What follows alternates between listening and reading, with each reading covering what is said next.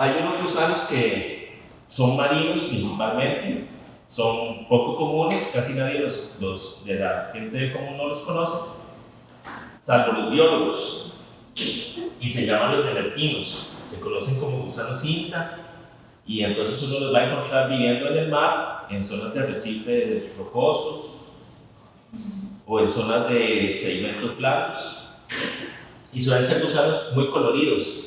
Pueden tener colores anaranjados, rojos, azules. Y estos viven principalmente capturando otros invertebrados en el mar. Por ejemplo, acá en ese diagrama se puede ver donde captura a un cangrejo.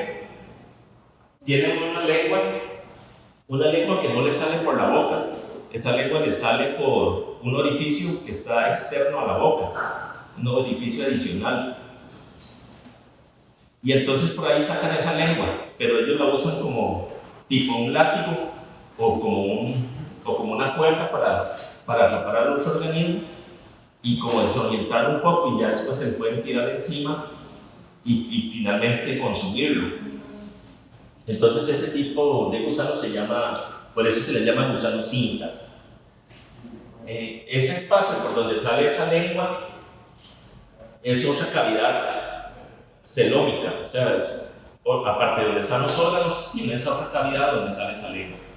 Entonces también se le llama rinconcele, pero eso es un nombre muy técnico, pero para que sepan que tiene ese tipo de estructura. Y después estos tienen el sistema circulatorio cerrado, ya aparece aquí, vean que es un gusano, y aparece un sistema circulatorio. También vimos que en los anélidos, como las lombrices, ellas también ya tenían un sistema circulatorio. Entonces, es porque el animal tiene mucho dinamismo para buscar las presas, ocupa tener una tasa metabólica alta porque persigue animales, y por eso el sistema circulatorio cerrado le hace esa eficiencia. ¿Ok? Y el digestivo es completo, va desde la boca hasta la salida del digestivo, no es como en platemitos, que se acuerdan que solo había la boca.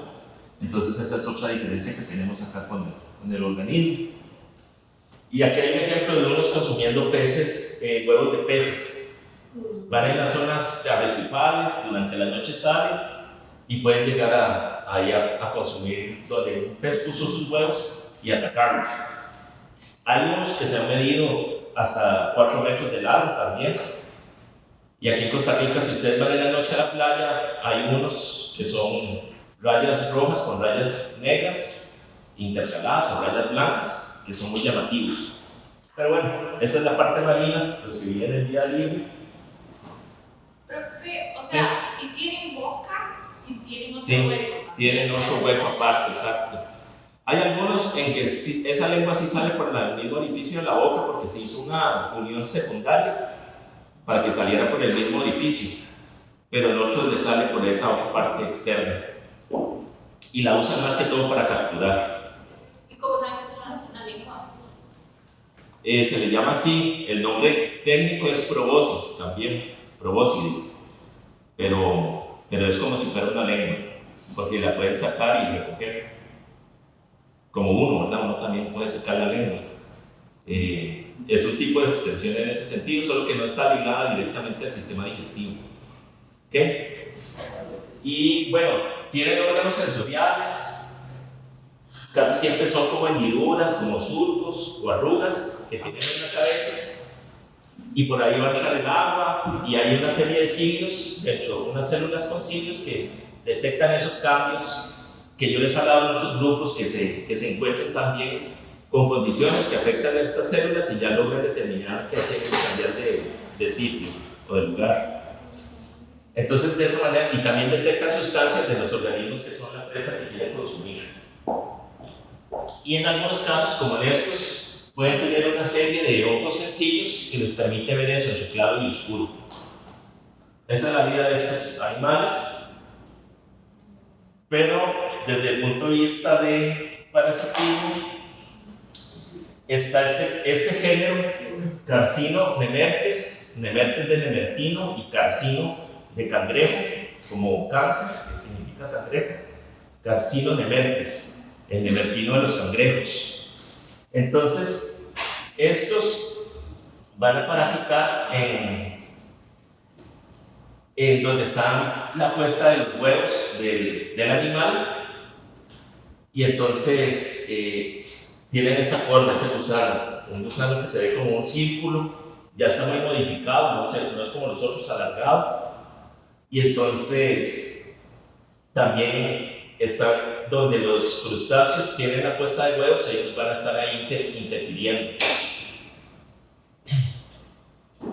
Consumen los huevos que llevan las hembras. Las hembras de los crustáceos abajo tienen el abdomen, cuando veamos crustáceos va a quedar más claro, tienen el abdomen plegado, y ellas en ese abdomen plegado tienen unas patitas pequeñas con las que sostienen los huevos. Y entonces estos gusanos se les meten y van a empezar haciendo ahí un efecto negativo de los huevos de estas poblaciones de nemertinos, porque van consumiendo los huevos, y entonces de las poblaciones de cangrejos van consumiendo los huevos, y entonces los cangrejos a largo plazo colapsan su población.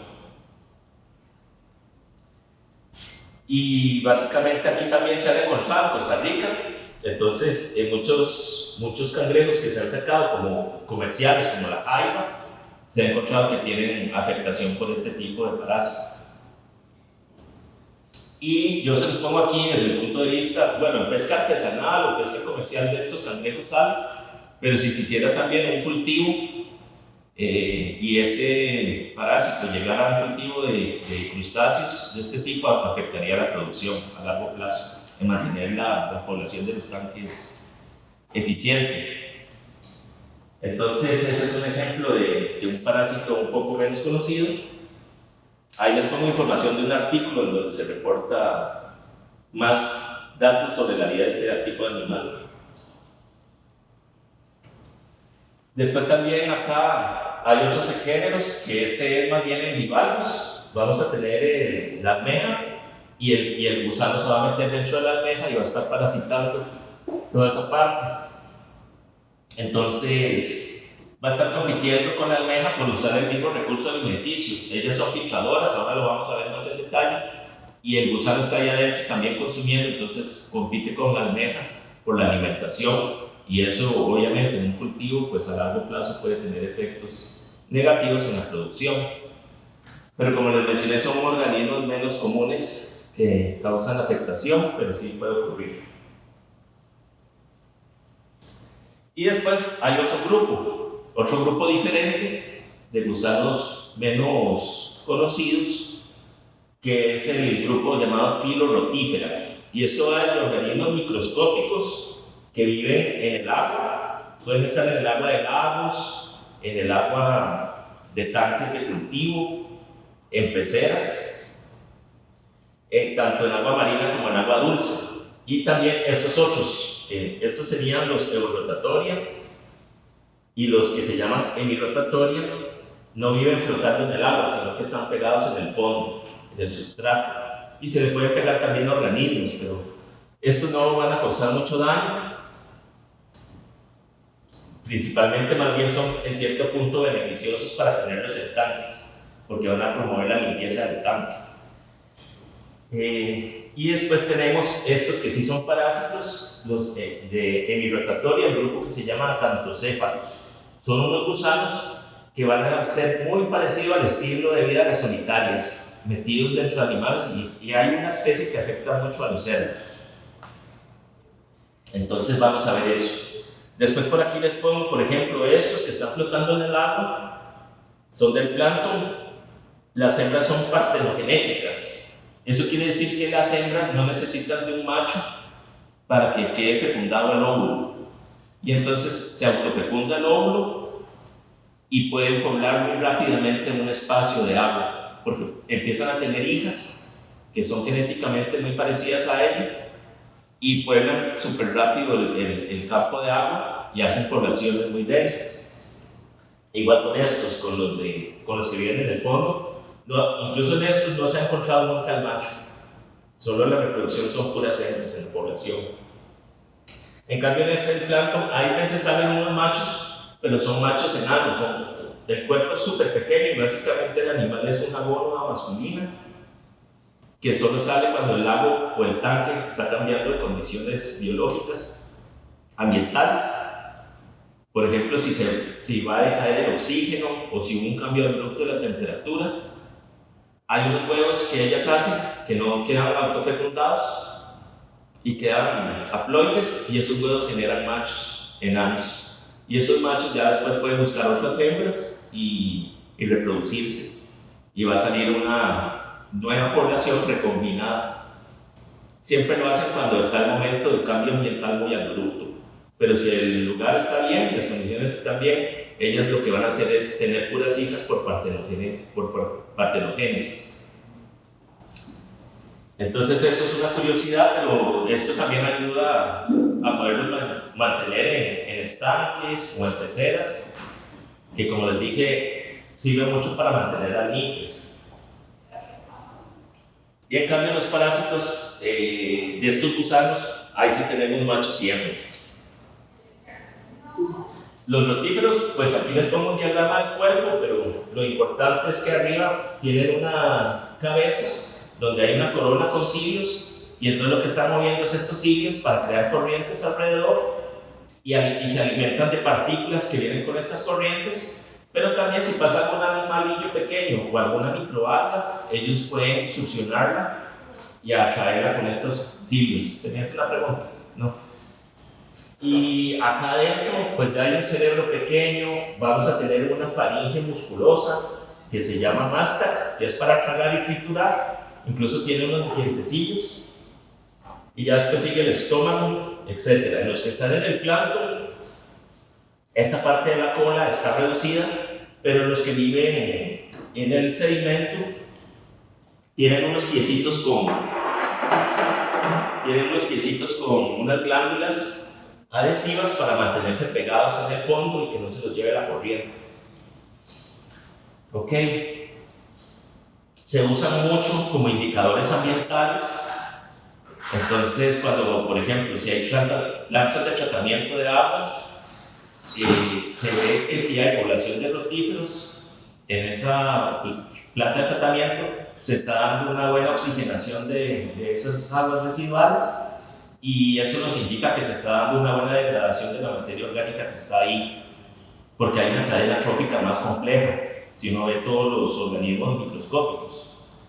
Entonces se usa mucho para ver si está funcionando bien una planta de tratamiento de aguas que no sea asociada a un sistema.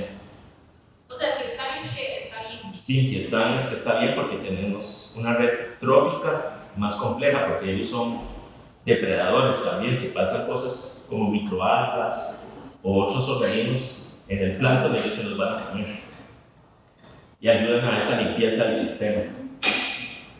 Y en los gusanos, que son parásitos, los acantocéfalos, el gusano es alargado y tiene una cabeza llena de espinas, y esta cabeza ellos la pueden guardar o sacar, y con esa cabeza llena de espinas, parecido como hacían las solitarias, se van a enganchar en el intestino delgado y van a estar chupando fluidos a través de la piel de lo que pasa en la alimentación del animal que están parasitando, parecido como la solitaria. La diferencia es que acá ellas pueden guardar o sacar esa cabeza con espinas, y entonces se pueden andar moviendo a través del intestino del animal. La solitaria tiende más a quedarse pegada y crecer ahí y no moverse mucho. En cambio, estos van a estarse moviendo. Y principalmente es para los machos andar buscando las hembras para reproducirse dentro del hospedero. Y ya después los otros son como detalles más técnicos que no vienen mucho al caso, pero son de su anatomía interna. Entonces, hay gente que hace cultivos de estos rotíferos, de los que viven en el plancton, los alimentan en condiciones de laboratorio, y cuando hay una población suficientemente grande, eso lo introducen en sistemas donde hay peces, porque les va a servir de alimento a los peces también. Principalmente cuando se tiene la cría de peces desde estadios larvales o de crustáceos, desde estadios larvales, se les va a dar estos rotíferos, que son animales pequeños y presas fáciles para estos estadios larvales de crustáceos o de peces, para que los consuman. Y entonces se han hecho experimentos. Esto es como un estudio que se hizo en el TEC, para tener un cultivo y usarlo en este tipo de maricultura o de piscicultura. Entonces, darlo para alimentos. Después, por ejemplo, antes había un lugar que se llamaba el Bioparque, que estaba en Heredia, que tenía una pecera grande, y esa pecera siempre se le llenaba de microalgas, entonces el vidrio siempre se veía verde. Y lo que hicieron fue después meter rotíferos, porque esos rotíferos empezaron a comerse las microalgas y de esa manera podían tener el acuario más limpio, se veía más fácilmente el vidrio transparente y a través de eso pues los peces, que era lo que importaba en ese lugar. Entonces, bueno, se los menciono por si un día se les llena X razón que estén trabajando algo de cultivo de trucha o de cultivo de tilapia y que por X razón se les llene un montón de microalgas y que el agua se vea súper verde. Si uno obtiene rotíferos que también los vende, los puede introducir ahí y eso con el tiempo, si uno está introduciendo población, va a ir limpiando el agua y hacerla más limpia para esa parte. O sea, la que está ahí en el laboratorio de nosotros le puede echar eso. Ah, sí, si uno le echa eso, empezaría a limpiarse poco a poco. ¿Y por qué no se muertos esos peces? Y no afecta después, sí. Después no afecta, es que se quedó. No, después la población de estos va a empezar a decaer porque ya no van a tener tanto alimento y ya no hay problema. Esos peces, si no se mantiene limpio eso, se pueden morir, sí, claro. Porque las algas están gastando mucho oxígeno del agua. Si usted tiene un montón de algas, el oxígeno se va a ir gastando en cierto periodo, porque también está asociado a bacterias. O sea, cuando el alga muere, toda esa materia orgánica va a caer al fondo de la pecera y hay bacterias que van a estarlas consumiendo y se puede gastar mucho del oxígeno que hay en el agua y eso ya va a afectar a los peces. Ok, entonces esto era lo que les estaba hablando, ¿verdad? Cultivo para alimento, control de la eutrofización, que es eso, que se llene de algas, una laguna. Lo que les mencionaba, el manejo de aguas residuales, porque son un buen indicador. Cuando los tenemos presentes quiere decir que el sistema está funcionando. Si en aguas residuales, si uno casi no encuentra de estos, quiere decir que hay un problema con las bombas que tienen asociadas a ese sistema, que no se está limpiando bien el agua, y entonces uno podría tomar decisiones para modificarlo. Y bueno, en algunos lugares los han echado en estuarios ya en zonas abiertas, como que ahí en Punta Arenas llegaron y los tiraron, pero lo han hecho más en zonas de clima templado, Europa o Estados Unidos, para controlar cuando ocurren bacterias dañinas, por ejemplo, el cólera, el cólera puede estar en el agua del mar y está en proporciones muy bajas que no afectan, pero si eso fuera mucha densidad, ya sí podría la gente llegar a enfermarse. Entonces pueden introducir estos animales para que se coman ese tipo de bacterias nocivas y limpiar un poco el agua. Y estudios de ecotoxicología se pueden hacer para medirles si tienen insecticidas, si tienen exceso de materia orgánica o metales pesados, que tal vez uno quiere alimentar el agua con agua a un sistema y usted antes quiere saber qué condiciones tiene esa agua. Aparte del estudio químico, uno les podría hacer ensayos con rotíferos para ver si las poblaciones se mueren muy rápido o si los animales están absorbiendo estos metales pesados que pueden venir por sustancias químicas que se echen en cultivos que drenen hacia esa zona o por industria. Entonces se usan también para eso.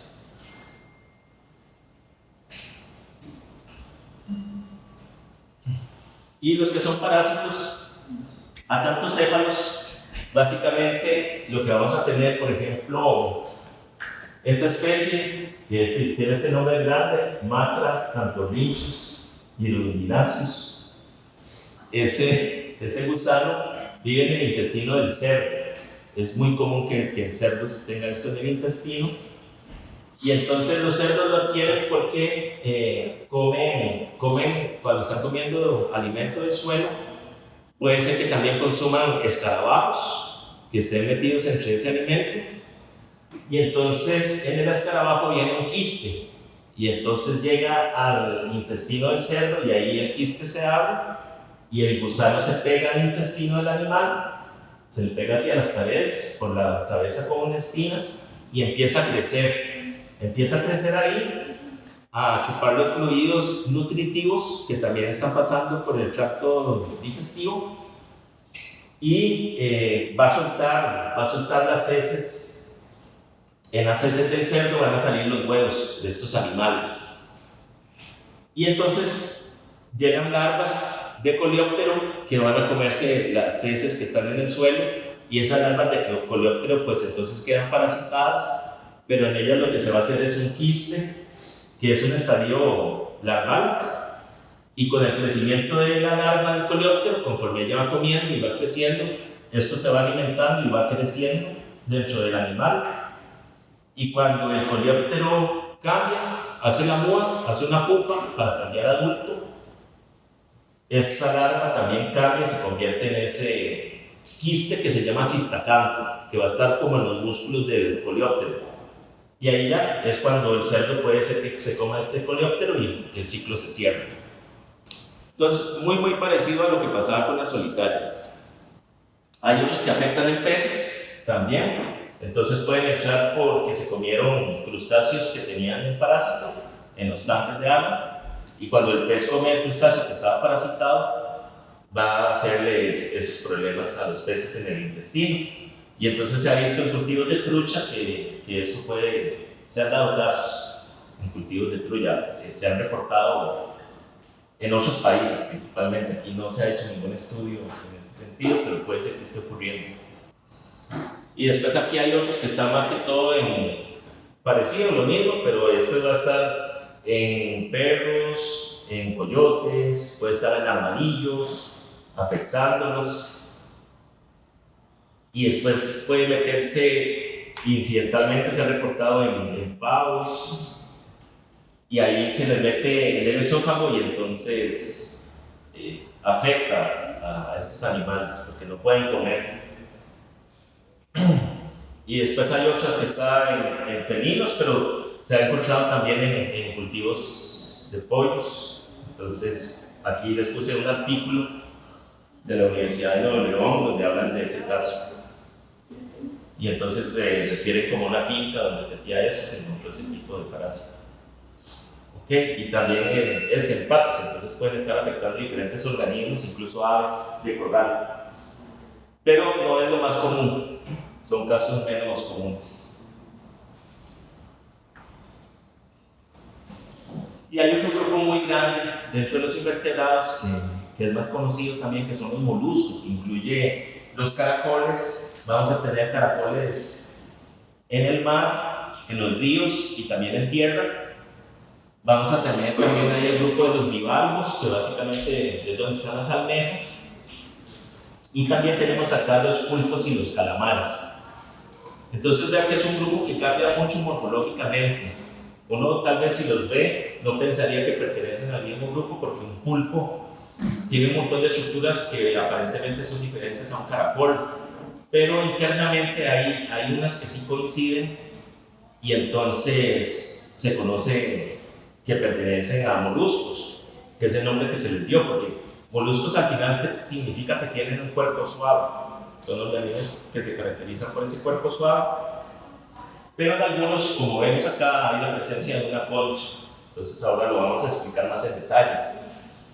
Y acá tenemos especies pues, de vida libre, una gran cantidad de especies. Es uno de los filos más ricos en especies después de los artrópodos, y en el mar, en las zonas arrecifales y rocosas, son de los principales componentes de esos ambientes. Pero también hay especies que son de interés comercial. Muchos son usados en la pesca o en la maricultura, y tienen un gran potencial también alimenticio. Entonces acá vamos a tener moluscos, van a ser invertebrados bilaterales, y aquí obviamente el lado derecho y el lado izquierdo, aunque los bivalvos a veces cuesta entenderlo un poco, pero hay una concha derecha y una concha izquierda. Y después son celomados, quiere decir que son animales más complejos, con ese espacio interno donde están los órganos. Y todos estos van a tener que moverse para buscar alimento. Muchos son herbívoros, pero hay otros que son depredadores. Entonces tienen la necesidad de buscar su alimento a zonas donde esté parches de algas o zonas donde estén cultivos, o también en el mar buscar otras presas. Y entonces para ello tienen una estructura abajo que se llama el pie, y todo lo van a tener, solo que cambia de forma dependiendo el tipo de animal. Por ejemplo, en este caracol, aquí vemos la parte suave del molusco, donde está el animal. Esta es la concha, este es el animal, y esto donde él se va arrastrando es el pie. Es una estructura aplanada abajo que es musculosa, y entonces la puede contraer y puede oscilar, y con eso es que ellos logran avanzar. Y aparte de eso van dejando un rastro de moco también para hacerlo más flexible, como hacían las planarias. Entonces van secretando moco y se van arrastrando sobre ese pie musculoso, que también tiene cilios muy pequeños, y eso les da la tracción para movilizarse. Entonces uno puede ver los caracoles que recorren distancias bastante largas. Después están los bivalvos, las almejas o mejillones, que en algunos casos, principalmente en las almejas, ellas sí pueden enterrarse en la arena, pero si las condiciones no les gustan, pueden salirse de la arena y buscar otro lugar donde les vaya mejor y de nuevo enterrarse. Y eso lo logran con este pie. Vean que aquí ya no es una cosa alargada, sino que es como una protuberancia, parecido como si fuera, en algunos casos parece un hacha, la hoja de un hacha. Y ellos la pueden sacar y por eso pueden excavar y moverse y irse enterrando. Hay unos que les gusta irse moviendo cuando sube la marea, conforme sube la marea o baja la marea y el oleaje va cambiando. Esas uno no los ve porque no lo hace cuando está expuesto en la arena, sino cuando hay agua. Y pueden salirse y flotar en el agua un poquito y moverse. O hay unas de profundidad que se usa mucho en pesca, que se llaman pecten, que tienen como dos alitas en la concha, duras, de carbonato, pero entonces ellas se pueden salir del fondo y empezar a moverse haciendo así las valvas, y hacen como mucha fuerza con las valvas y logran movilizarse a otro punto, nadar hasta otro punto, distancias cortas, y ahí ya después con el pie empiezan a intentar enterrarse. Y los mejillones que ya viven pegados a la roca, esos el pie está reducido, ya no lo ocupan tanto porque decidieron vivir pegados. Después están estos otros, los pitones, no sé si los han visto en la playa, en las zonas de roca. Estos les dicen cucarachas de mar, hay gente que se los come. Entonces están pegados a la roca y ellos lo que hacen es comer algas, pero se pegan a la roca y vean que aquí esta estructura es dura, llena de la concha, pero por debajo está el pie, que es súper suave, de músculo, y entonces la gente consume esta parte para hacer como, no sé, le echan limón y se los come. La gente en la costa principalmente. Y ellos tienen esta estructura porque si se mantienen pegados a la roca, lo que hacen es levantar el pie y eso crea vacío. Entonces se quedan adheridos completamente. Y si un pez quiere llegar a atacarlos, o un pájaro, con el pico les va a costar mucho sacarlos. Entonces es una adaptación del pie para mantenerse protegidos en la roca. Y también para aguantar la desecación. Si viven en la playa y el mar bajó mucho y están expuestos ahí al sol, si están totalmente pegados a la roca, por dentro van a mantener la humedad y de esa manera logran soportar horas bajo el sol. Y después tenemos los cefalópodos, pulpos y calamares, que el pie es la misma estructura que estos, pero se modifica en los brazos. Va a extenderse y modificarse en brazos. Y entonces en los pulpos tenemos 8 brazos y en los calamares tenemos 8 brazos más 2 tentáculos. Entonces, con eso se puede movilizar, pueden nadar, pueden atrapar presas, hasta se pueden, los usan para reproducirse también. Entre los tentáculos y los brazos. Sí, lo voy a explicar más adelante, pero no importa. Voy a decirlo ahora. Los brazos son más fuertes, tienen ventosas en toda la longitud, un montón de ventosas. Y los tentáculos de los calamares solo van a tener ventosas en la parte final, en la parte distal, y son más elásticos. El calamar puede nadar, y si ve un animal que quiere comer, él puede estirar esos dos tentáculos, alargarlos un montón, con las ventosas sostenerlo, y ya lo jala hacia el resto del cuerpo, y ya con los otros brazos empieza a manipular para comerse. Entonces los brazos son más robustos y llenos de ventosas por todos lados. En los pulpos no hay esos tentáculos. Ok, y después tenemos la alimentación, como les mencionaba, la mayoría son herbívoros. Por ejemplo, acá, estos caracoles que están aquí en la zona rocosa, si ustedes van a la playa en marea baja, cualquier zona de roca que ustedes caminen se van a topar un montón de caracoles. Y estos que son redonditos, que son de una especie que se llama nerita, les gusta comer microalgas que están pegadas sobre la roca. Y ellos van a estar ahí raspando y raspando esas microalgas. Este ejemplo de nerita, algunos llegan a tener un tamaño más o menos de unos 5 o 6 centímetros en la concha. Y hay gente que también los consume en la costa. Hay gente que se dedica a la pesca artesanal de estos, van y los agarran y con eso le sacan el pie y con el pie lo cocinan con arroz y consumen eso. Entonces en la parte costera hay gente que se alimenta también de eso. Y ellos logran alcanzar bastante biomasa porque están consumiendo algas. Lo mismo va a pasar con las babosas que ustedes encuentran en los cultivos, en la coliflor, el repollo, la lechuga. Esas babosas van a llegar ahí para comer las hojitas y de eso se están alimentando. Entonces pueden causar un montón de daños que ustedes han escuchado hablar o han visto de perforaciones en el producto que ya les afecta comercialmente, y también lo que les hablaba, que muchas van a tener nematos parásitos o en algunos casos hasta platenitos parásitos que pueden ya ser un problema de salud incluso. Entonces, en estos grupos, más o menos como en este video, esta es la cabecita de un caracol, aquí se ve el ojo, este es un tentáculo, este es otro tentáculo y aquí está la boca, y esto que se ve aquí es la zona del pie. Entonces esta es para que se vea cómo abre la boca cuando está comiendo. Sacan esa estructura que se llama la rádula, es como una lengua que tiene un montón de dientes, y con eso voy a ponerlo otra vez para que con esta lengüilla ellos van, es como si fuera una lija, y pueden raspar la roca y agarrar las algas o raspar la coliflor y comerse la hoja. Entonces esa es la forma en que se alimentan. En otros está esa rádula también, pero se ha modificado para ser depredadores. Entonces ya no tiene tal vez tantos dientes, sino menos dientes, pero más fuertes para poder raspar, pero no en algo vegetal, sino ya en otro animal. Pueden subirse encima a otro caracol y empezar a raspar hasta que le hacen un hueco en la concha, y una vez que hicieron el hueco en la concha del caracol, le tiran sustancias digestivas que licúan al otro caracol por dentro, y después ellas lo absorben, lo chupan y se lo toman como si fuera líquido.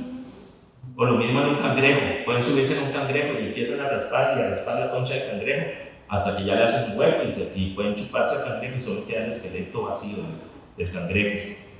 Entonces se alimentan de esa manera. ¿Estos fueron los son los que se alimentan de esa manera? Sí, todos, muchos caracoles y algunos como estos. En el laboratorio les pongo algunos ejemplos de estos que consumen de esa manera, y también voy a ver si busco una concha donde se hizo una perforación para que vean el tipo de huequito que ellas hacen. Y después hay unos como este que es alargado que se llaman conus.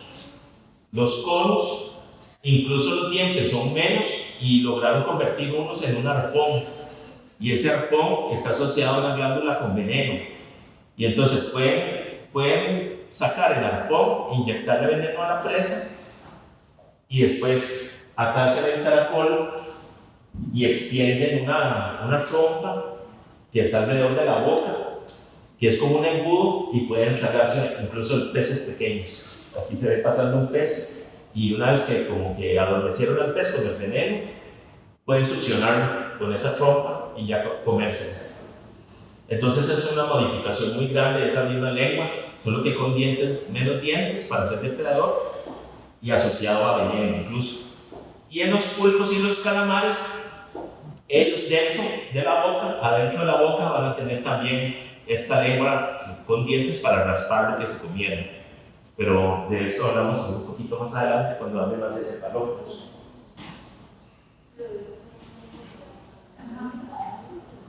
Entonces, si vemos como la boca de ese caracol que les puse, esta sería la entrada y uno vería que la lengua está así, llena de los dientes, tiene unos músculos para poder sacarla y meterla y un cartílago que sostiene esa lengua para hacer una superficie un poco dura para cuando ellas raspan.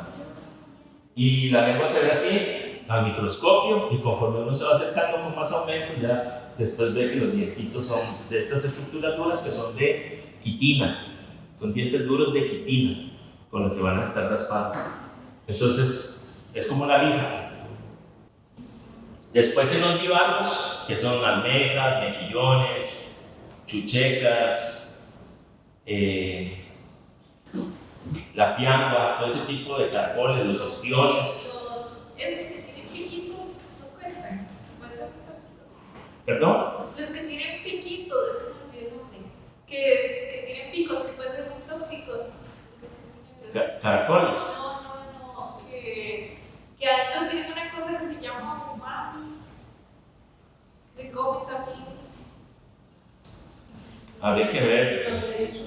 Eso. Los erizos. Los erizos son de otro grupo. Los erizos los van a ver más adelante con el otro profesor. Porque ellos raspan también, tienen una estructura para raspar, pero es diferente. Y tienen como un desarrollo embrionario diferente, por eso se ven junto a los vertebrados. Están más cercanos a los vertebrados que todos estos otros grupos. Estos son otra línea que tira más como hacia las lombrices, moluscos, y otra línea que es los insectos. Entonces, pero sí, es cierto, de esos también pueden raspar, pero el veneno que usted habla es en las espinas, es para protección principalmente.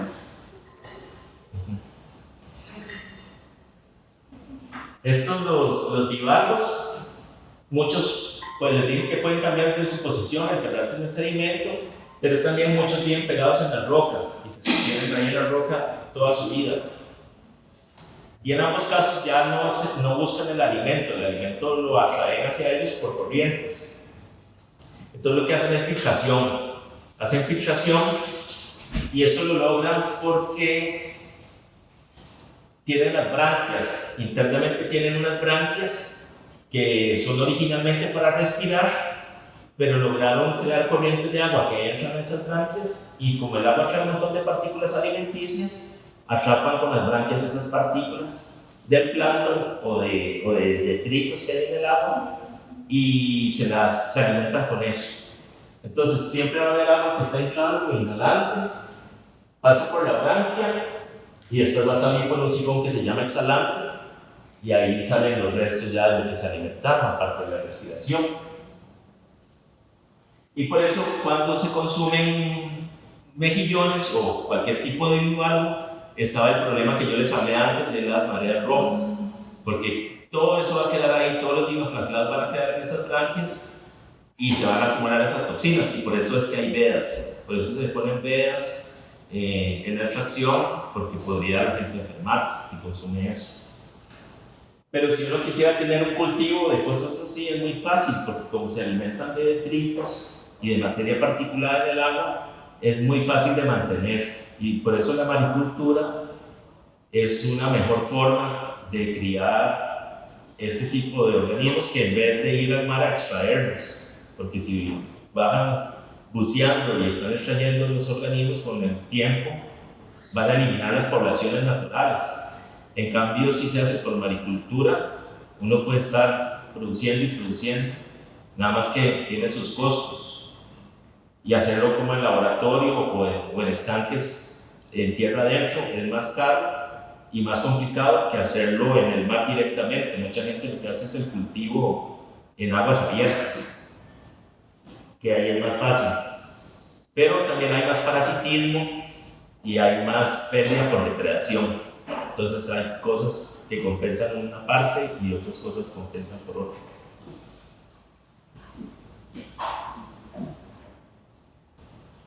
Entonces, acá básicamente lo que ellos van a tener es las branquias que están, por ejemplo, este es un bivalvo, aquí se le quitó la hoja baja que lo protege. Y entonces toda esta estructura de acá, que se ve de tejido suave, en el laboratorio vamos a poner unos abiertos también para que sea más fácil para ustedes entenderlos. Esta estructura ven que tiene como las líneas para acá, eso es la branquia, son laminillas, un montón de laminillas, o en esta hoja acá, toda esta estructura verde llena de pelitos por acá son las branquias. Y entonces esas branquias están rodeadas toda la superficie por cilios, pequeños cilios, y cuando entra el agua, esa agua es dirigida por esos cilios, por la corriente, y aquí hay también la parte circulatoria que pasa sangre dentro de la branquia, y entonces en la sangre está por una parte muy delgada del tejido de la branquia teniendo contacto con el agua que está más oxigenada, y ahí se libera también el dióxido de carbono y se da la respiración por estas superficies tan finas y tan laminadas. Pero también aprovechan estos cilios para chapar las partículas alimenticias y las van a dirigir hacia la boca. Estas son como las branquias más sencillas de las especies, digamos, que surgieron originalmente, pero con el tiempo y la selección natural se fue aumentando el área de las branquias para poder captar más alimento, y la mayoría que uno ve tienen estos pliegues como en W, y eso maximiza el área de alimentación que van a tener ellas y también de la respiración.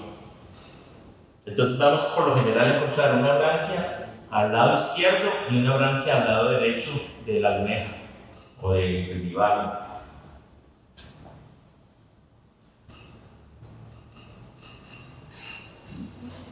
Y una vez que esto, creo que lo pongo más adelante, pero ellas pueden seleccionar los tipos de grano.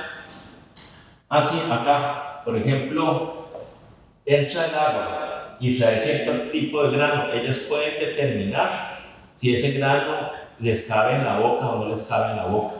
Y entonces pueden tirar los granos que son más grandes y solo llevarse los granos que tienen el tamaño para que les entre en la boca.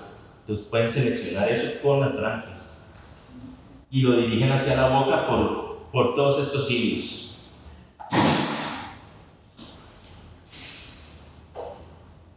Después ya sigue toda la explicación de lo que es la concha, y aquí en estos organismos vamos a tener formas que ustedes han visto que no tienen concha, como los pulpos, que ellos la perdieron secundariamente. O también las babosas. Ustedes se toman una babosa en el jardín y ven que no tiene ninguna concha, o la tiene interna. A veces no se les ve, la tienen cubierta por la piel, es una concha pequeña e interna, y eso es una reducción. Pero la forma original de muchos de ellos es un cuerpo cubierto por alguna estructura de carbonato de calcio. Al puro comienzo, lo que se tenían los primeros moluscos eran más parecidos a gusanos, y el cuerpo estaba cubierto por escamas calcáreas, eran un montón de escamas. Y se ve en el registro fósil que después pasan a tener ya una concha unificada. Incluso algunos podían tenerla como placas, como las cucarachas de mar que les puse, los pitones. En lugar de tener una concha sola, lo que tiene son 8 placas de carbonato de calcio. No es una sola concha. Y el borde de esos animales son espinas calcáreas. Pero ya después, con todos los caracoles, es una sola concha, una estructura grande donde se pueden esconder, se pueden refugiar dentro de esa concha, y eso les dio protección contra todos los depredadores. Entonces el animal puede movilizarse, y cuando hay un depredador nada más se esconde adentro de la concha que secretó. Y eso también les permitió después poder vivir en la zona de la playa y aguantar la desecación. Cuando el sol sale, ellos están en la marea baja, lo que hacen es cerrarse y quedarse dentro de la concha, y entonces no hay pérdida de agua.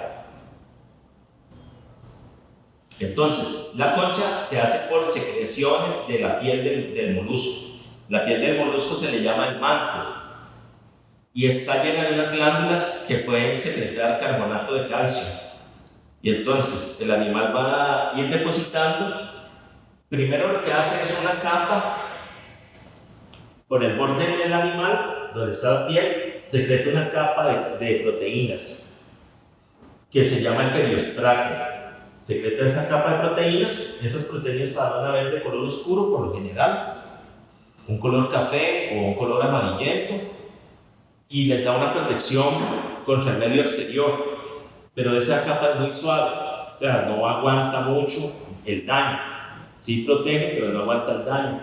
Entonces, después de esa capa de periostraco, empiezan a depositar carbonato de calcio, a secretar cristales y hacen esta otra capa. Aquí estaría la piel, primero de secretar del periostraco, después otra capa de carbonato, y ponen capas de carbonato en diferentes posiciones, unas con los cristales para arriba y otras con los cristales en la laminilla.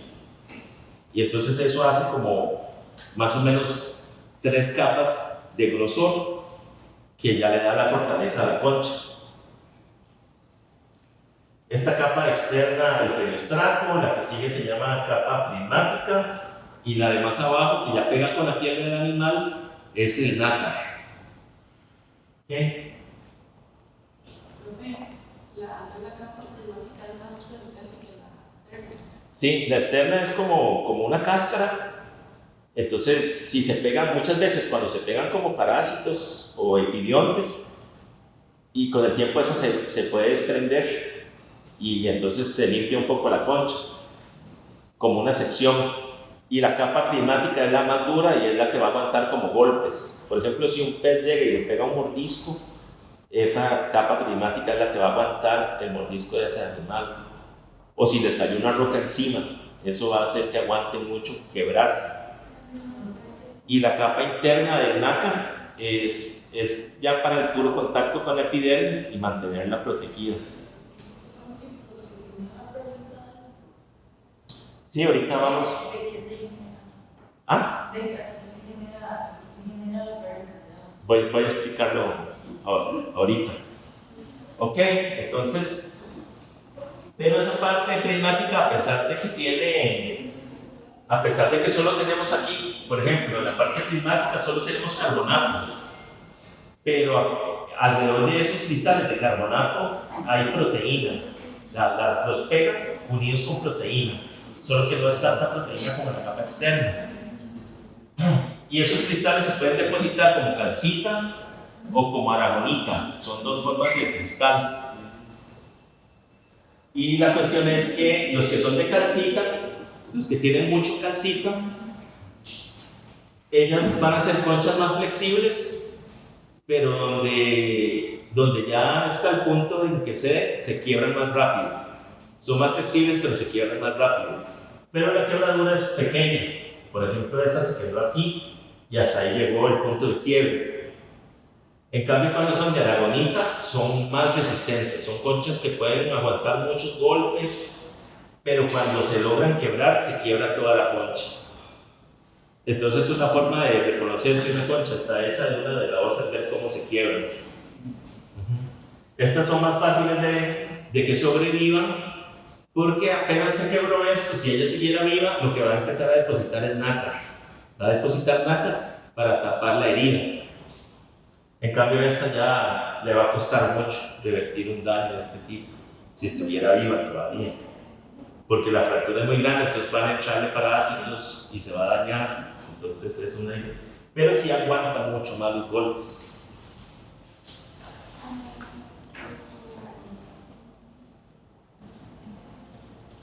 Y hay conchas que son una mezcla, calcita y aragonita, y otras que son solo aragonita. Y después está ya aquí la parte interna del nácar. El nácar se ve brillante por la mayoría de las veces. En algunos casos, como en la otra perlera, se ve tornasolado. Y las capas están puestas no vertical, sino horizontalmente. Entonces hay una capa de carbonato de calcio muy delgada, y encima una capita muy delgada de proteína, abajo de eso otra capita delgada de carbonato, y entonces hacen laminillas que por eso reflejan mucho la luz, porque el ordenamiento de los cristales está muy bien hecho y refleja más la luz. y por eso el brillo del nácar. Puede variar un poco, depende de la alimentación del molusco, cambiar un poco el color del nácar. Y después acá lo que vamos a tener es que la formación de las perlas se da cuando ingresa un cuerpo extraño en el bivalvo. Por ejemplo, si ingresa un grano de sedimento, que ellas están filtrando y hay corriente, y entró un grano de sedimento muy duro y traspasó la epidermis del manto, y ese grano entonces puede producir una infección. Entonces, el molusco lo que va a empezar a hacer es a cubrirlo con nácar, a cubrir con nácar y con nácar para aislarlo. O un parásito. Si entra un gusano, como esos que les mencionaba, entra un gusano por acá, ella lo que va a empezar es a echar un montón de nácar para poder enquistarlo y encima de eso crecer y lograr hacer la perla. Y hay perlas que van a crecer pegadas en la concha y otras dentro del cuerpo del animal. Si lo que traspasó ingresó al cuerpo, ellas van a secretar y ahí es cuando quedan esas perlas esféricas. Pero si fue como en la concha, puede ser que se vea deforme, que no sea una perla esférica, sino que sea alargada o como una verruga. Por ejemplo, aquí esta protuberancia aquí es una perla, solo que está pegada ahí, no es esférica. Eso se puede sacar, sí. Aquí en Costa Rica, cuando llegaron los colonos, hubo mucha extracción de esta especie pintada mazaclánica en el Golfo de Nicoya y extrajeron un montón, según los registros, y llevaron la población a puntos muy, muy bajos. Y así fue en todo Mesoamérica, según los registros que hay. Entonces esa extracción de organismos de la naturaleza es muy dañina porque esto dura varios años en lograr crecer y no todas producen perlas, es solo si tuvieron la casualidad de que fue algo dañino. Entonces por eso se hace el cultivo en muchas partes, aunque aquí en Costa Rica no hay nadie que esté cultivando eso, pero en otros países como en Chile o en México sí hay cultivo de este tipo de especies para producir perlas artificialmente, entre comillas, porque son los animales los que lo hacen, pero inducir el proceso. Y en otros países como en China ya es industrializado. Entonces ahí lo que se hace es introducir cuerpos extraños para el bivalvo para que se genere la perla. Y usted puede controlar entonces la cantidad de perlas que quiere producir en cada organismo. Hay unas especies que aguantan tener varias y otras solo pueden producir una. ¿Y es la creación de mis perlas a ellos les causa dolor? A ellos les causa dolor. Cuando les introducen el objeto o en la naturaleza, cuando entró el parásito, eso sí se les da pues, una sensación de daño y por eso se da la reacción de producir la perla. Porque es que hay diferentes colores. Los colores dependen de la alimentación del bivalvo, o sea, del ambiente que viene más ahí, si viene alimento más de origen terrestre, que está entrando al mar, o si viene más de origen marino, el tipo de algas que puede estar dando los detritos. Entonces eso va a alterar el color de la perla. ¿Por qué? Va a haber una diferencia en los minerales en la alimentación. Y entonces cuando están depositando, y de las proteínas, porque si están depositando el carbonato de calcio, también depositan un poquito de proteínas, como yo mencioné, es una capa de nácar, una capa de proteína, una capa de nácar y proteína. Entonces eso puede hacer variaciones en esas sustancias y producir colores diferentes. Y también se pueden hacer con algunas almejas de agua dulce, tener cultivos en agua dulce y generar almejas que produzcan perlas. Y bueno, las perlas pues se usan en joyería, es su principal fin. Y lo que es el cultivo, por ejemplo, en este ejemplo en México, ellos lo que ponen son unos sacos como de malla que los llenan con rocas y estos sacos los dejan colgando en el agua del mar, en un estero, por ejemplo, encima del arrecife rocoso donde están los adultos de la ostra perlera, y los dejan colgando y entonces las larvas las larvas van a llegar a sentarse a esta superficie, porque van a pensar que es un arrecife, y se asientan sobre esa superficie y empiezan a crecer las larvas. Acuérdense que las larvas son microscópicas, y van a crecer a un tamaño que ya se logran detectar, como estas de acá. Ven, aquí hay una ostrita pequeña. Tienen estas como alitas de carbonato a los lados de la concha, por eso se pueden reconocer. Y cuando están así, lo que ellos van a hacer es sacarlas de ahí y trasplantarlas a un tipo de malla. Se pueden poner en este tipo de mallas colgadas también a un sistema en el mar. Y son como carteras donde uno las mete en cada bolsita, mete una almeja, desde que están así pequeñas, una hoja perlera, perdón. Y las dejan ahí creciendo, pero esto puede durar 2 años ahí en el mar para crecer a un tamaño suficiente como para ya hacer la introducción de la estructura para hacer la perla. Y entonces hay que pasar 2 años para que crezcan.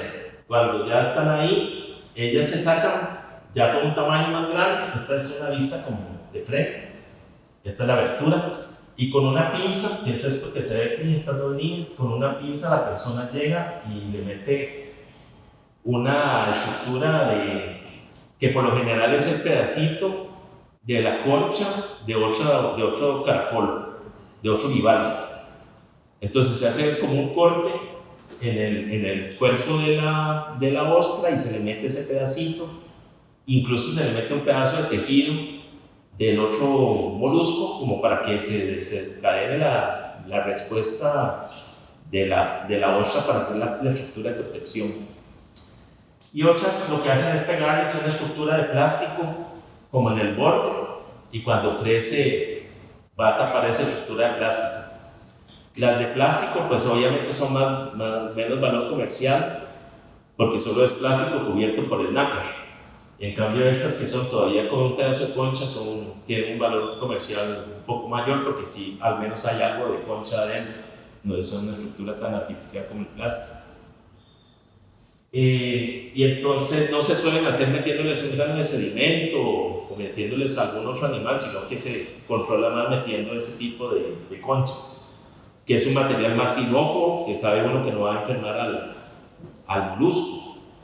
Y entonces se les hace esta operación y se devuelven a estas jaulas, y ahí se tienen 2 años más por lo menos para que ya se forme bien la perla.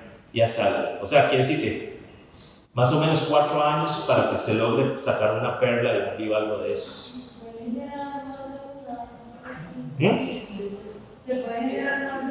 de una?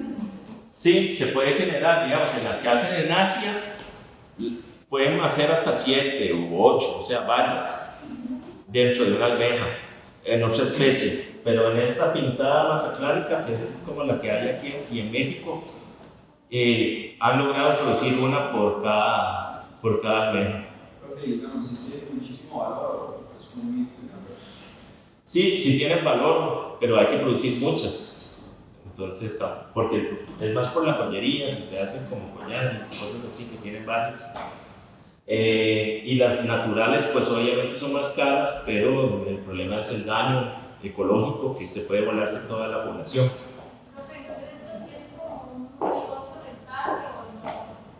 Sí puede ser rentable, pero aquí habría que empezar como desde cero, ver la factibilidad, pero esta misma especie la están haciendo en México.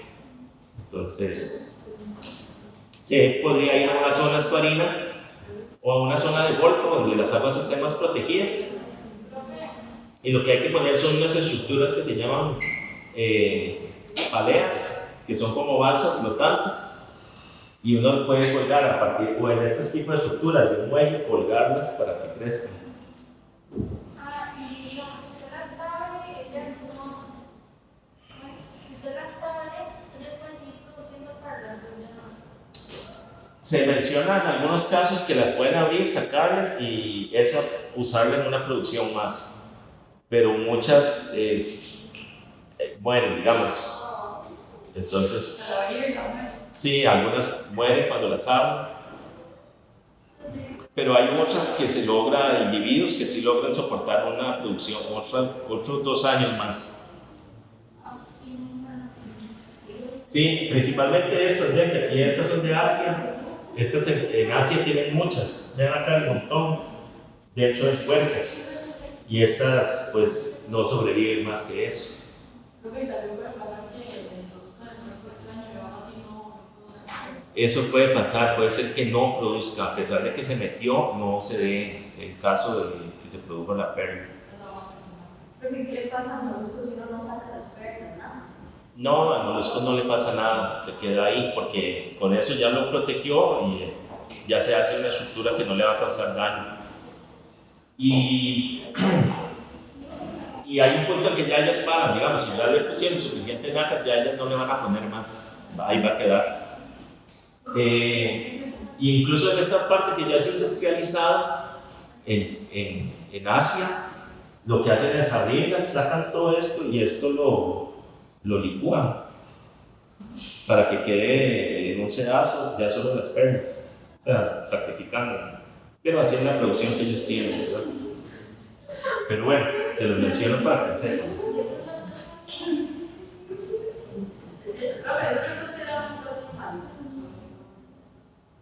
Es que depende, porque son para producción, entonces habría que ver. Pero en estas de México, ellos sí, en las de Chile y en las de México, ellos lo que hacen es extraerlas con el animal vivo y intentan devolver el animal al cultivo por lo menos un periodo más.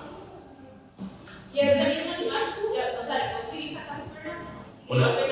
Una vez más, sí. Y más o menos serían como 6 años, y algunas de ellas en la naturaleza van a vivir eso, entre 6 y 8 años. Entonces, también ya se van haciendo después ya más adultas y obviamente se reduce la capacidad de producir o de renovar la concha.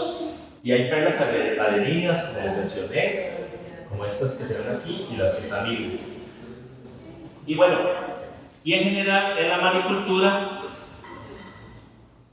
este es un tipo, ¿verdad? Con ese tipo de jaulas. Hay muchos moluscos que uno puede criar en jaulas de este tipo de bivalvos. Pero también está, por ejemplo, los mejillones, que esos se pueden también poner en estructuras flotantes, en los golfos o en los estuarios. Y de esas balsas, que se llaman paleas, para abajo tiran unos cordones, cables, cuerda. Y en la cuerda uno pone la semilla, que las semillas son juveniles, se le llama semilla, son juveniles. Uno los puede comprar, hay partes donde venden ya los organismos criados, y uno pone eso en las cuerdas y eso va hacia abajo.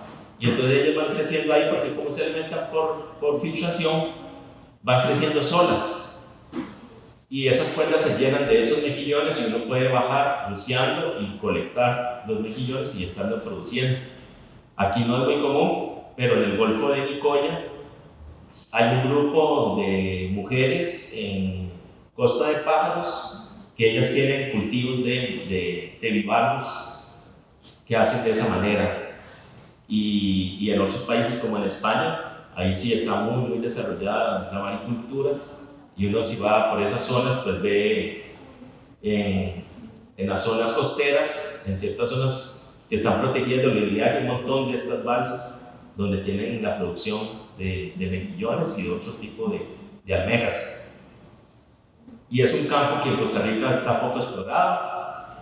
Aquí la gente de la Universidad Nacional sí tiene investigación, la gente de biología marina de ahí, en ver como cosas de cultivo, pero ya en la implementación ellos se quedan cortos porque solo es investigación y es un campo que está abierto, digamos, y ustedes han visto la escasez de alimentos, que cada vez hay más, recursos marinos van en caída, y entonces el cultivo de esta forma es una forma de solventar esas carencias.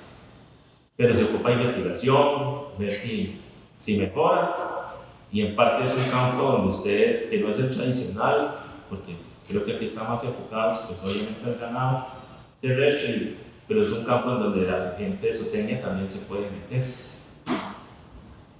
principalmente ya en mejorar la parte productiva. Ok. Bueno, y los bivalvos, pues, y otros moluscos tienen sistema circulatorio en los bivalvos y en los caracoles es abierto. Eso va a circular la sangre, que le va a permitir movilizarse, la respiración, porque esa sangre tiene pigmento, que es la hemocianina. Ellos no tienen hemoglobina, sino que tienen hemocianina, y esto es lo que va a captar el oxígeno del agua. Y el sistema abierto es que llega de pronto a la bolsa de órganos y ahí la sangre se riega encima de los órganos y después las venas lo recogen de nuevo y lo llevan a las branquias.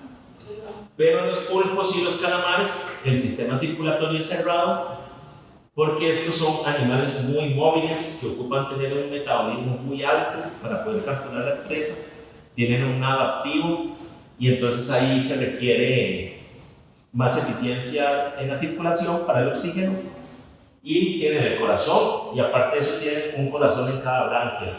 O sea, hay 3 corazones en un pulpo o en un calamar, el corazón principal y uno en cada branquia, para poder mejorar todavía más la respiración.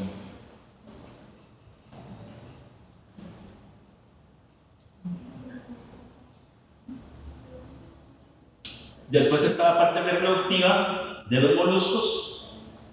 Y vamos a tener que muchos hay unos que son macho y hembra y otros son hermafroditas.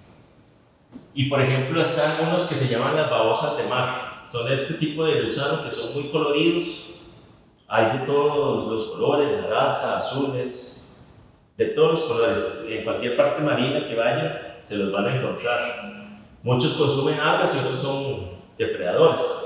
Pero se ven de esta manera. Aquí se ven las branquias donde están expuestas en la parte de atrás del animal y tienen antenitas que son sensoriales, y estas se están reproduciendo, son hermafroditas. Entonces cuando se acercan, ellas en el lado derecho, puede ser en el lado derecho del cuerpo o en el tentáculo derecho, les sale un pene, y ese pene lo pueden introducir en la estructura femenina, que es una vagina, que también tienen en ese lado, y entonces se da la fecundación y pueden las dos quedar fecundadas. Y lo mismo con los caracoles. Muchos caracoles en el tentáculo derecho, en la base del tentáculo de derecho le sale el pene para poder copular y traspasar el esperma. Y entonces casi siempre se van a poner en este tipo de posición, y una vez que ya queda fecundado, si es una hermafrodita o si es una hembra que queda fecundada, va a soltar después los huevos, va a poner una masa de huevos. Por lo general ponen una masa de huevos sobre la roca, que uno puede ver como puntitos o como láminas llenas de huevos, y de cada huevo va a salir una larva que va a flotar en el mar, y esa larva se llama trocófora. Es una larva microscópica que va a estarse alimentando en el mar, puede comer plancton y va a crecer hasta que ya genera como el cuerpo del molusco con el pie y secreta una pequeña concha de proteína, una pequeña concha transparente de proteína. Todavía está aquí flotando en el plancton y crea esta boca grande llena de cilios para seguir comiendo plancton. Es como un embudo, y va a seguir comiendo plancton hasta crecer cada vez más, y una vez que la concha ya es suficientemente grande y fuerte, se va a ir al fondo y ahí va a crecer como adulto. Y entonces si uno ve la puntita de los caracoles, el lápiz en la parte más fina del caracol, en algunos casos uno todavía puede encontrar esta pequeña concha de proteína que se llama la protoconcha.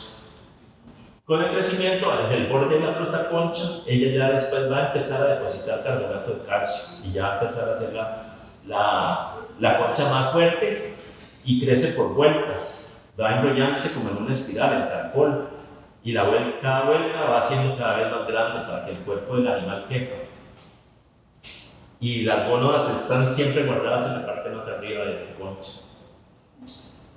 Esos como caracoles y babosas marinas. En los bivalvos no hay cópula, porque obviamente ellos están pegados ahí o enterrados, y entonces lo que hacen es soltar los gametos por un chorro de agua, y salen los espermatozoides y salen los óvulos al agua, se fecunda, se forma la misma larva trocófora, y esa crece y forma una concha, protoconcha bivalva. y esa protoconcha ya se va al fondo.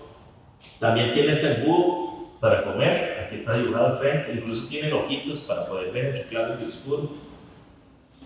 Y el pie es como alargado y ya después se van al fondo y crecen en el fondo. Y aquí también, si no ven una almeja, en esta parte de la punta de la almeja uno puede encontrar la protoconcha cuando ella estaba pequeñita en el plano. Pero de algunas se les cae. Entonces, esa es la forma en que lo hacen estas plantas.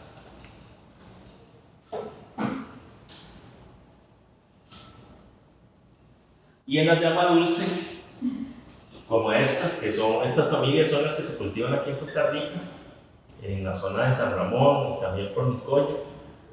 Estas dos familias se ponen en estanques y crecen sobre el fondo, enterradas un poco en la arena, y están ahí filtrando. Pero cuando ellos se reproducen, pues sueltan igual los gametos, pero ingresan en uno de los individuos por filtración y ahí se fecunda. Y cuando lo que va a soltar la almeja no es la larva, sino que ya una larva más crecida que ya tiene una concha, que se llama la larva gloquidio. Vean que ya tiene la concha, y la concha tiene dientes en el borde, tiene los dientes y tiene este filamento, y entonces sale, nadan así y buscan un pez que puede ser por lo general una trucha o una tilapia, y se les va a clavar en las branquias y ahí se sostienen y están alimentándose. Como el pez va nadando y respirando, aprovechan todo el agua que va pasando por ahí y ellos van comiendo y van creciendo de tamaño hasta que en un punto ya están suficientemente grandes, se sueltan del pez y ya se van de nuevo al fondo. Entonces, aquí por ejemplo en Costa Rica, algunas de estas poblaciones ingresaron cuando se trajeron truchas, y las truchas venían con este tipo de almeja y entonces lo introdujeron al sistema, pero se han estado cultivando y uno podría tener las dos cosas. Claro, eso le afecta un poco a los peces, pero no tanto, y entonces alguna gente cultiva las dos cosas al mismo tiempo. Profesora, si ingresaran sin culpa. Sí, las ingresaron sin culpa. Es una especie, digamos, como invasora que vino con una trucha, es lo que se piensa. Pero se pueden mantener las dos. Bueno, vamos a seguir ya como la última parte de la clase de hoy, es un poquito más de los grupos, muy breve, de los grupos internos que hay dentro del molusca y características básicas. Entonces, el de caracoles y babosas, que pueden ser caracoles terrestres, marinos, de agua dulce, o las babosas que pueden ser marinas, o las babosas terrestres que ustedes han visto, se llaman los gastrópoda. Eso significa, gastro viene de gaster, como de gástrico, y se refiere a la parte de la pancita, la parte ventral, y poda es pie, entonces pie en la panza, básicamente significa gastrópoda. Pie en la panza, pie en la parte ventral, porque ellos, como les mencioné, se van arrastrando por ese pie. Entonces eso es lo que significa el nombre gastrópoda. Pueden encontrar gastrópodos o gasterópodos, es el mismo nombre que se usa, indiferentemente. Y la concha es univalva, una sola concha, ya no es como en otros grupos que les dije que podía haber escamas y muchas placas. Aquí es una sola concha y vamos a tener variaciones. Por ejemplo, este es el típico caracol, que vean que es la vuelta grande y después unas vueltas pequeñitas, y a estas vueltas se les llama la espira, y a la puntita del caracol el ápice. Entonces esta es la típica forma de caracol. Hay otros que parecen más como una pirámide, donde no se distinguen tanto las vueltas como en esta. Está muy homogéneo, pero sí con forma como de pirámide. Hay muchos los que les dicen turbantes, o que les dicen los tróquidos, son de esta manera, parecen más como un turbante, por así decirlo. Y después están estas otras que vean que parece como un sombrero así alargado, que a estas se les llama lapas, el nombre común es lapas. Y algunas pueden tener un huequito arriba o no tener ese huequito. Entonces son como tres tipos básicos, o sea, globosas, más rectas y también como lapas. Y después están estas otras que no sé si han visto, alargadas, que uno a veces se encuentra por la playa, que la espira es muy alta. Es otro tipo. Entonces, cada vez que ustedes ven una concha diferente, pues quiere decir que es una especie diferente. Son un montón de especies que vamos a tener y la concha es así por diversas razones. Primero, surge como una protección contra los depredadores, mantenerse escondida, y este fue el primer tipo de conchas que surgieron. Así se veían la mayoría, sin el huequito.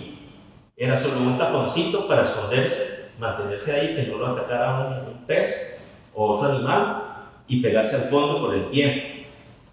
Pero empezaron como a crecer. Lo que se ve es que empezaron a crecer mucho de tamaño en el registro fósil, y esas conchas se fueron haciendo muy puntiagudas y ya eso estorbaba si ellas querían andar por ahí, y entonces empezaron a enrollarlas, pero les caía como en el registro fósil, se ve como encima de la cabeza, las vueltas. Entonces era muy incómodo, y si uno avanza más en el registro fósil, se ve que se empezaron a hacer ya más con la forma normal, como esta, que es más compacta, y entonces podían esconderse igual, pero también podían movilizarse y meterse bajo grietas o bajo rocas, meterse en el coral y de esa manera buscar su alimento, pero al mismo tiempo estar protegidas con una concha más compacta.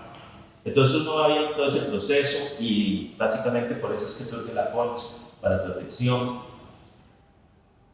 Originalmente ellas tenían el sistema digestivo así completo, la cabecita con la boca, y venía por aquí el estómago, y en la parte de atrás, en la cola, era donde iban a tener las branquias en un agujero que se llama la cavidad palial.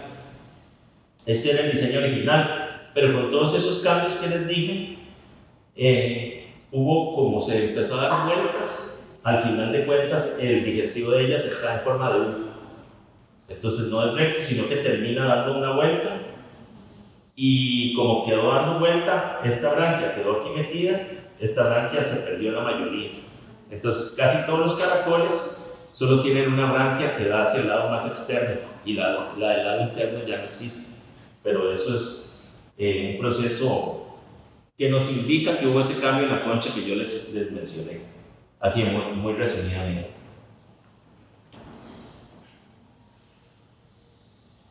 Entonces, en la parte de babosas están estas, las marinas. Esta, por ejemplo, le dicen la bailarina mexicana, y es una del género Elicia, y estas, ustedes si van y en donde vean cualquier arrecife rocoso, las van a encontrar moviéndose por ahí, y tiene un montón de protuberancias aquí a los lados del cuerpo que se llaman parapodios también, y les sirven para nadar. Entonces, si un animal llega e intenta comérselas, ellas se pegan como un brinco con el pie y empiezan a mover esto para nadar y lograr esconderse en otra parte del arrecife.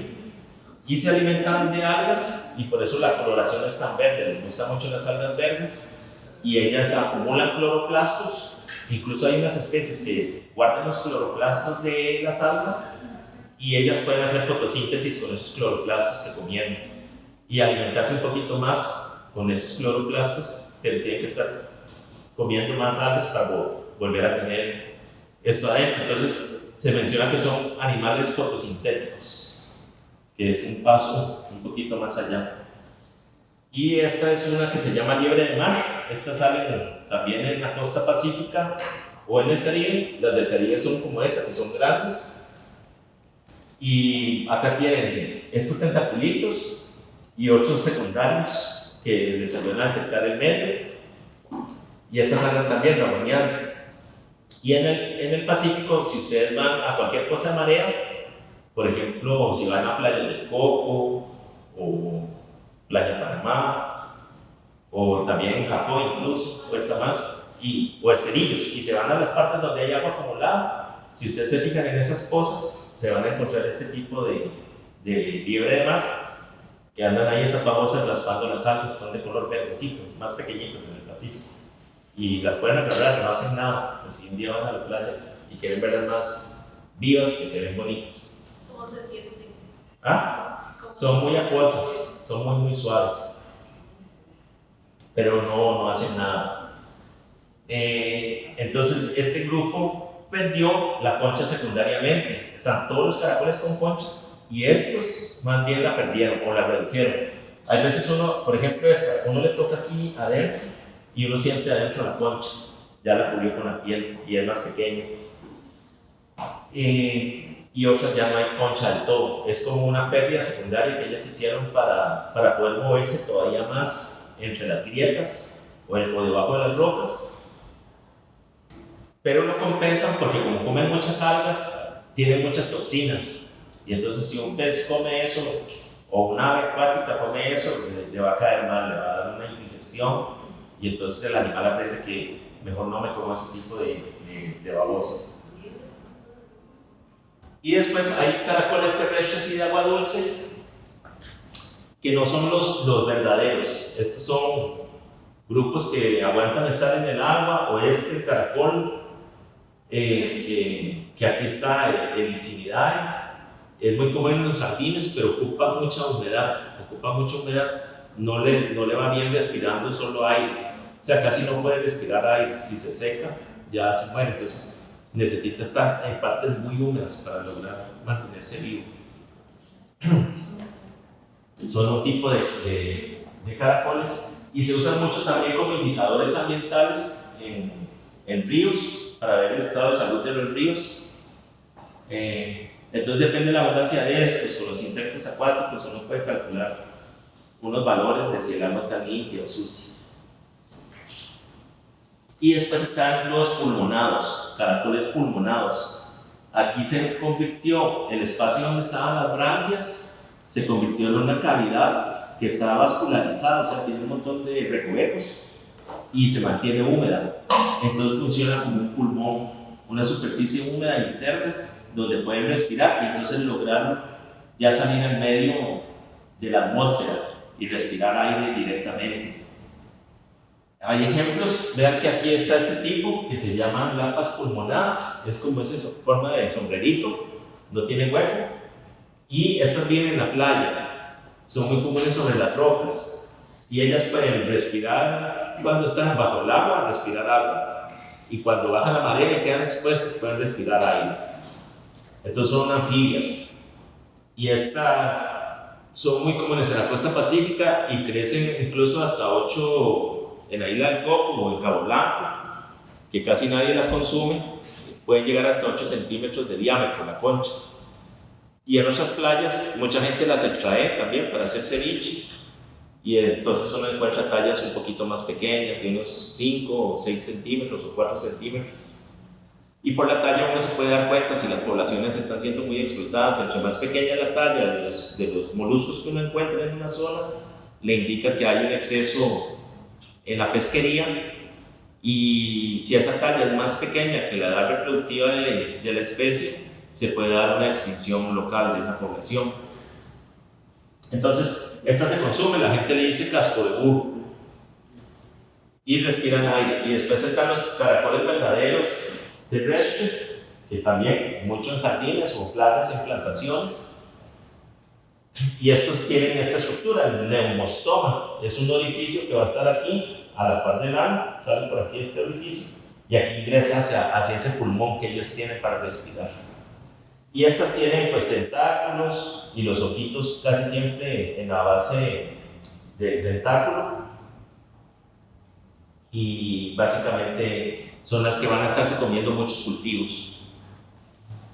Y están las babosas, que hay varios tipos de babosas, unas son más coloridas, se les nota aquí mucho. Esto es una aguja que le pusieron a esta señalando el orificio respiratorio.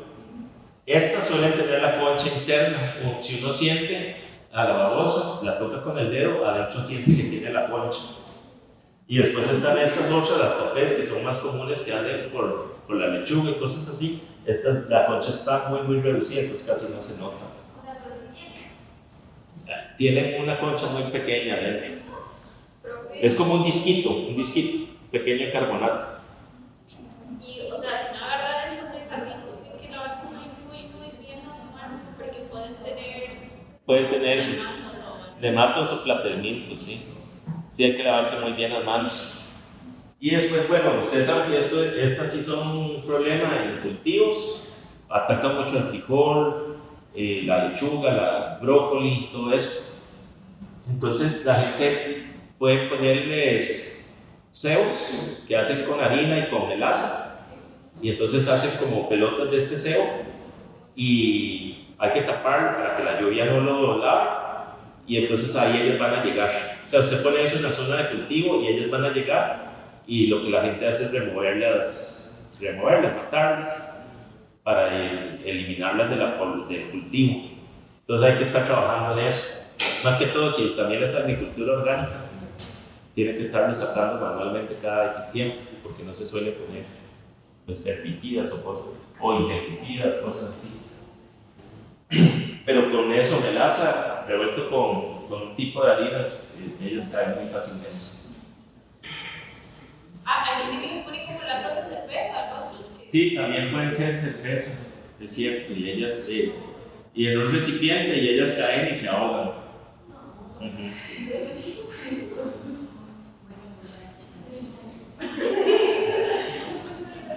Y de los bivalvos, que ya les hablé bastante, pero básicamente es como un poquito de la anatomía, que lo vamos a ver también más en el laboratorio, pero bueno, están las chuchecas. ¿Saben cuáles son las chuchecas? En los manglares, están las partes de los manglares, hay raíces. Son como las piedras, ¿no? Sí, como las piedras, pero en la parte de los manglares están las raíces y eso, y después hay planicies como de barro, donde no hay raíces.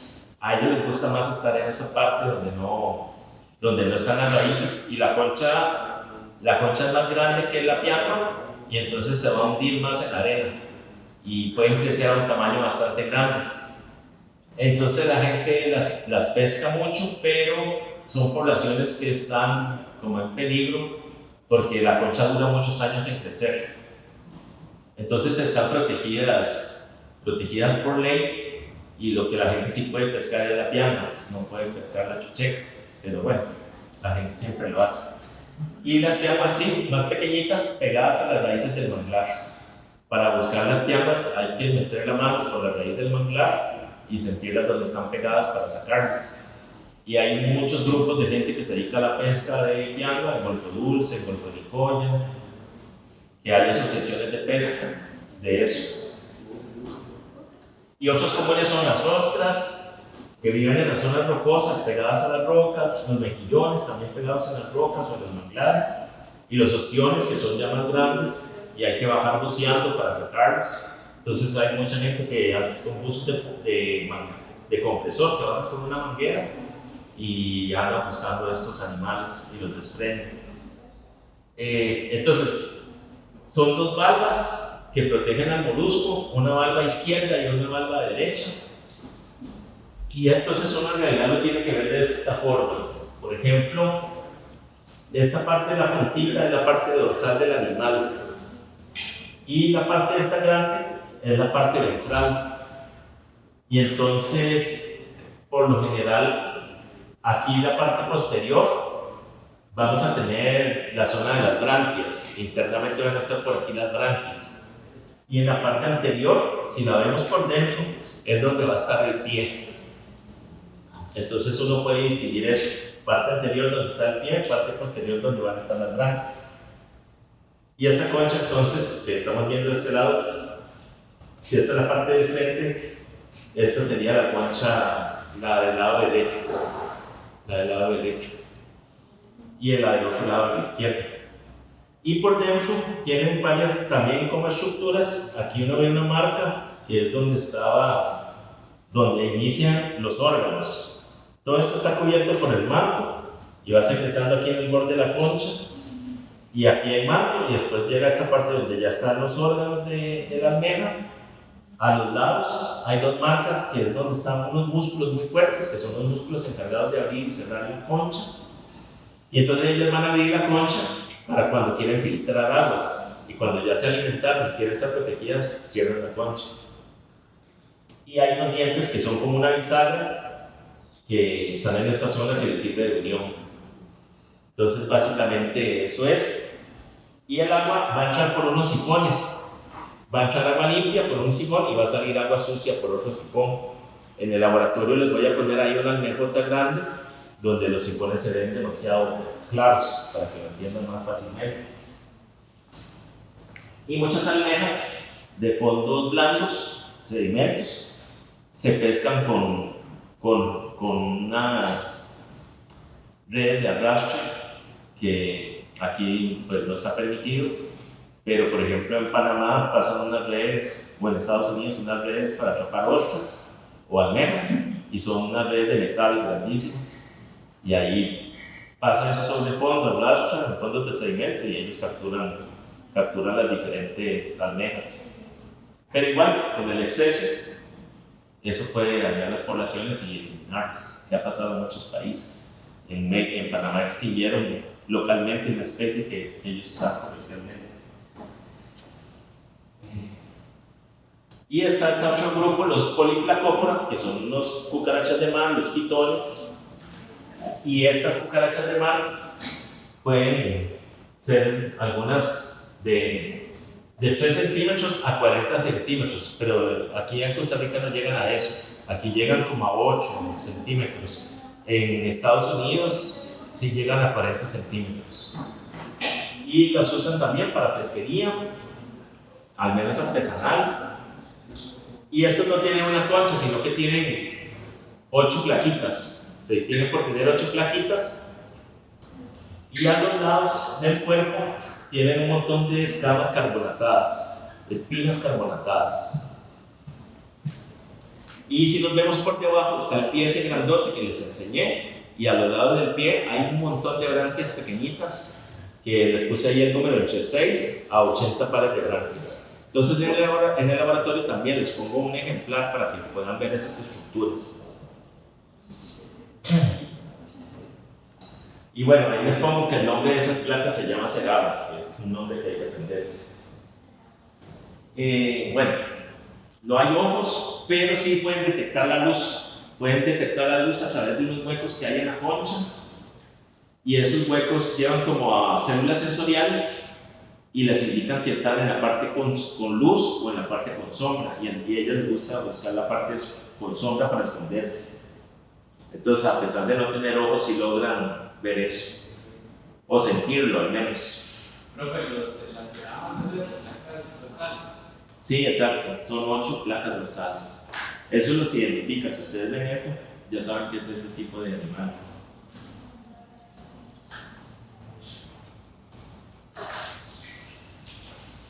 Okay. Y el otro grupo importantísimo es los cefalópodos, todos depredadores.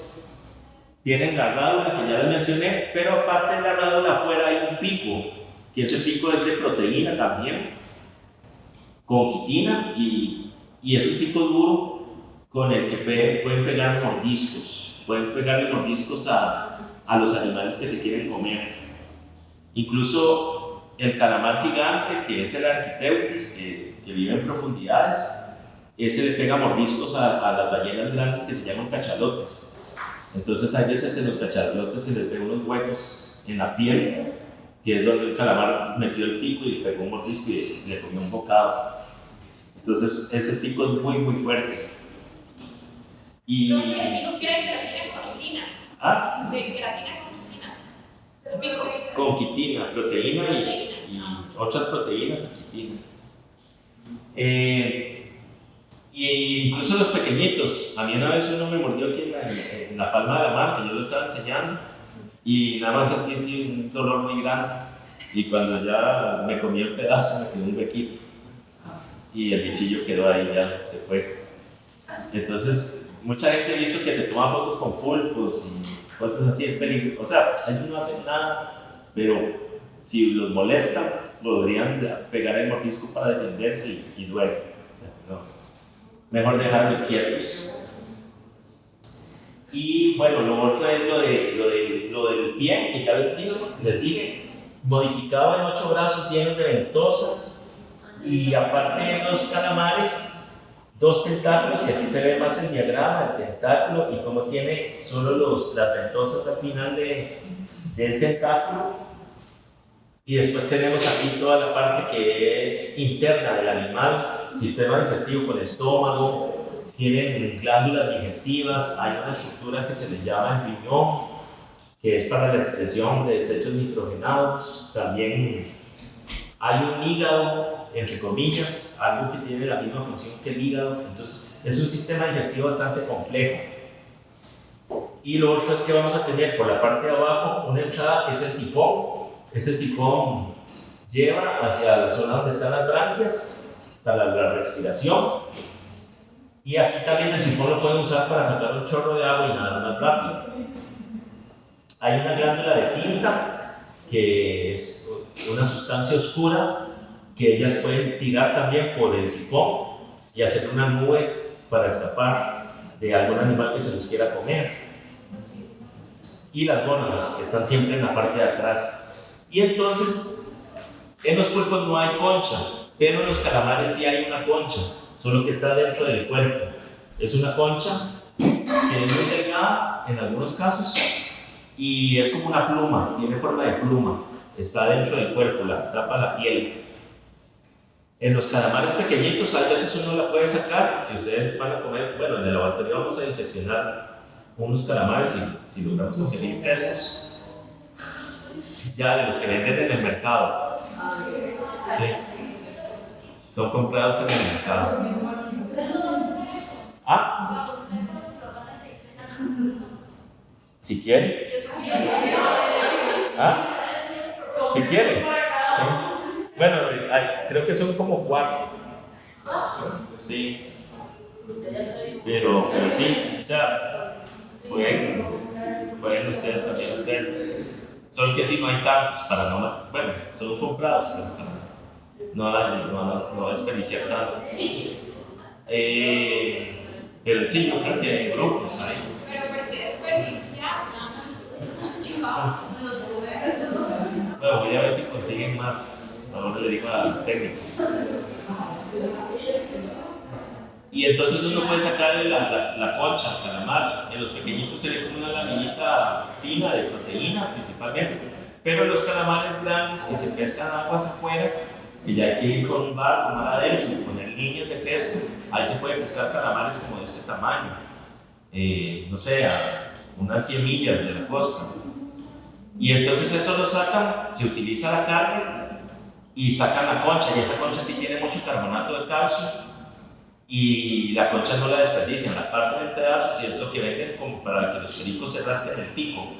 No sé si lo han visto, si no hay en el laboratorio les pongo eso. Si van al supermercado o a una veterinaria van a ver una cosa para que los pericos se rasquen el pico, es la concha de un calamar.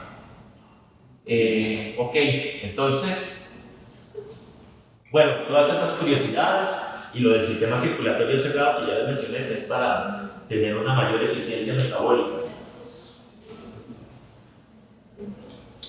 En la reproducción vamos a tener machos y hembras, y acá van a tener en calamares y en pulpos un brazo modificado.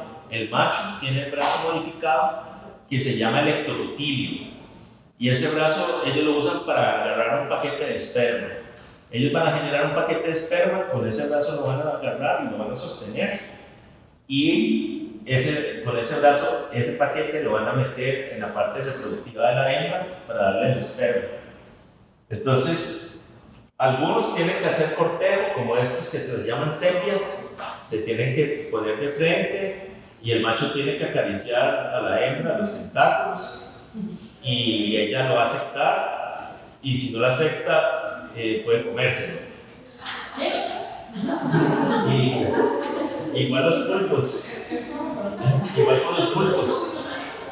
El pulpo tiene que llegar a hacerle unos cambios de color. Ellos pueden cambiar, ahora lo pongo, la coloración de la piel, del manto. Y entonces el macho hace como unos cambios de color y la hembra pues reaccionará bien o mal. Y entonces si reacciona bien, ella va a levantar como un brazo y entonces él se va a ir acercando poquito a poco con el esperma. Y vean que se tiende a mantener alejado porque en cualquier momento tiene que salir corriendo de ahí, nadando rapidísimo, porque ella se lo puede comer también. Si no le gustó el macho, se lo puede comer. Profe, ¿verdad que hay una especie que el macho es todo pequeñito y la hembra es más grande? Sí, hay una especie Hay una especie que se llaman los argonautas, que el macho es enano, y entonces ella hace como una concha falsa de carbonato, pero no está en ella, es externa, y ella la puede jalar con los dos bracitos. Y el macho se mete ahí, el macho es tan pequeño que puede vivir ahí en esa concha, y entonces fecunda a la hembra, y después ella cuida ahí los huevos en esa concha, cuida los huevos, y es como se da la reproducción, pero sí, el macho es enano, y hay unas especies en que ocurre eso. Y después está, bueno, a los calamares es parecido también, la reproducción, hay complejo con el color, y se ocupa pasar por ese brazo en el pelo. Y lo que pasa después es que la hembra se queda cuidando los huevos y no come, ella se queda cuidando los huevos, incluso se empieza a comer, algunas se comen los mismos brazos de ellas para mantenerse vivas.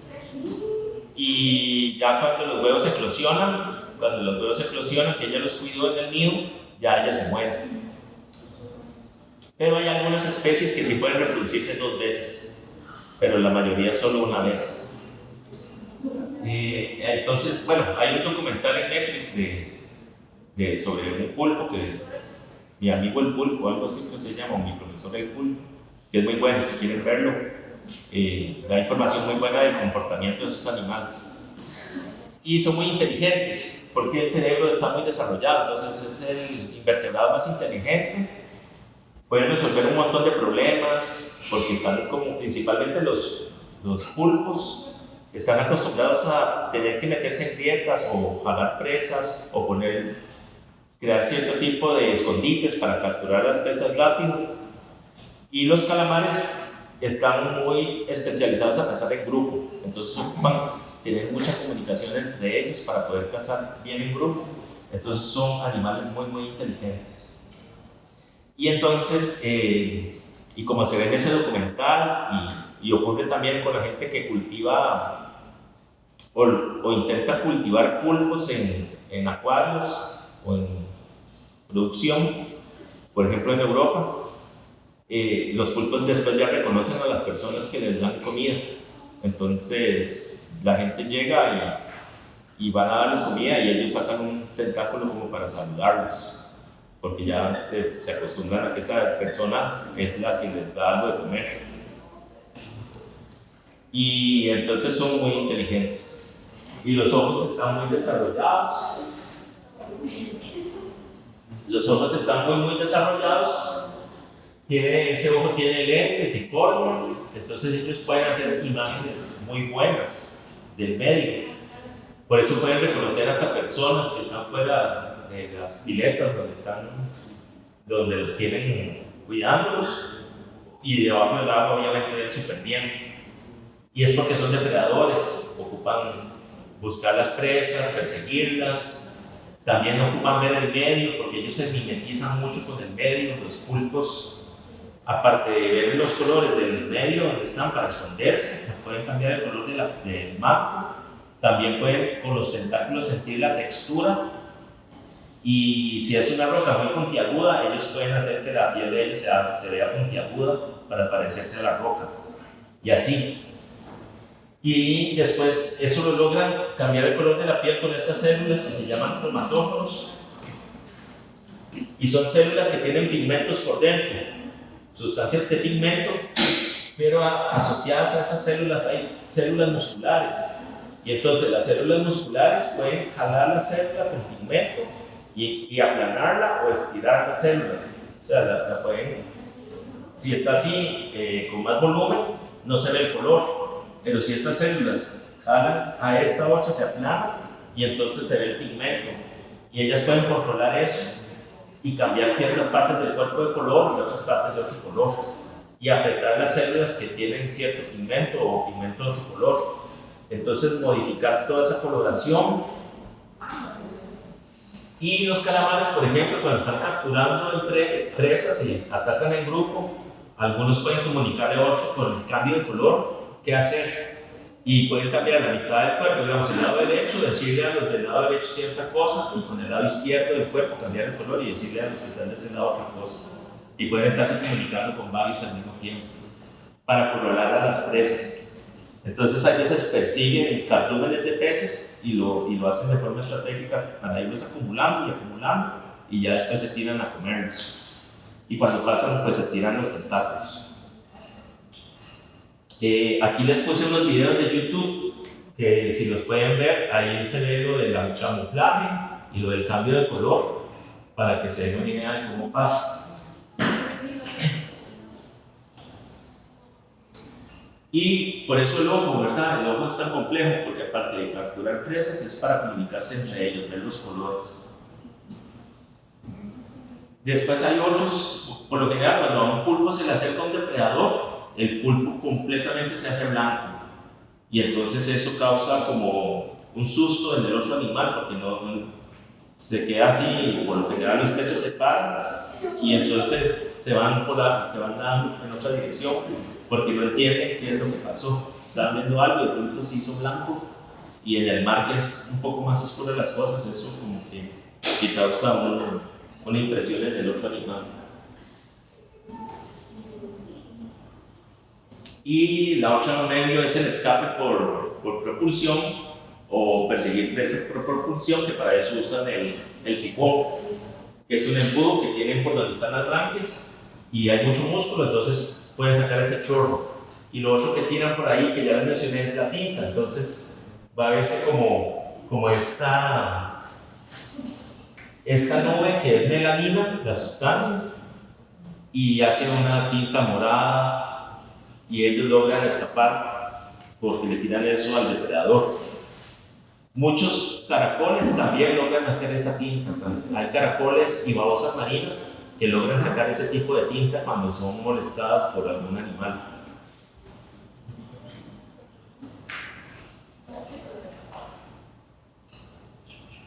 Y hay más grupos, pero estos son los principales. Los calamares normales que se suelen pescar son del orden Miopsida, calamares costeros. El ojo tiene córnea, entonces son los que les estaba hablando, que ven muy bien, y la concha interna como una pluma. Y después está este otro nombre, Oegopsida, que son los calamares de profundidad, donde sale un calamar gigante. Por ejemplo, este es un ejemplar que salió muerto, y ahí se ve comparado con esas personas el tamaño. Pero recientemente alguien lo logró filmar en Asia, que se acercó a una zona estuarina. Entonces fue como el primer video de uno vivo en aguas someras, pero nunca lo han podido conectar vivo. No.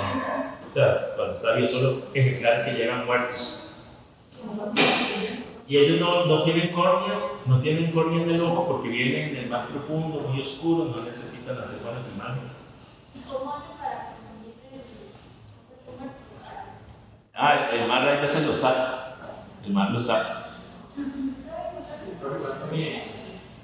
Hay uno que se midió con todo el tentáculo 17 metros de largo. Y después están los pulpos, que son el orden Arthropoda. Y bueno, ahí el grupo se llama Incivata, de los pulpos más comunes. Y no tienen concha, del todo no hay concha, porque ellos ocupan meterse en grietas, o en algunos usan cocos para esconderse, o pedazos de concha. Y acá los brazos siempre están unidos por alguna membrana, y en este se ve muy bien las estructuras del pico y eso, que es lo que vamos a ver en el laboratorio. Entonces los calamares están más adaptados para nadar, y los pulpos están más adaptados para vivir en el fondo. Por eso en unos hay concha interna y en nosotros del todo no hay concha.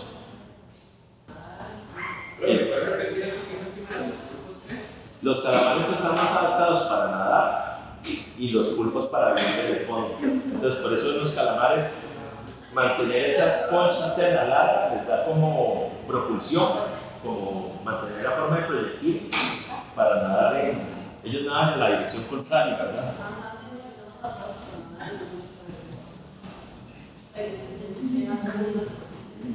Ellos nadan hacia allá,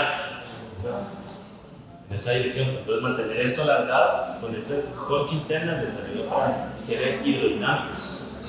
Incluso esta saletita les ayuda fresco. Y en cambio los pulpos no, porque ellos tienen que meterse en piedras, tienen que forzar el cuerpo, no les serviría tener esa concha.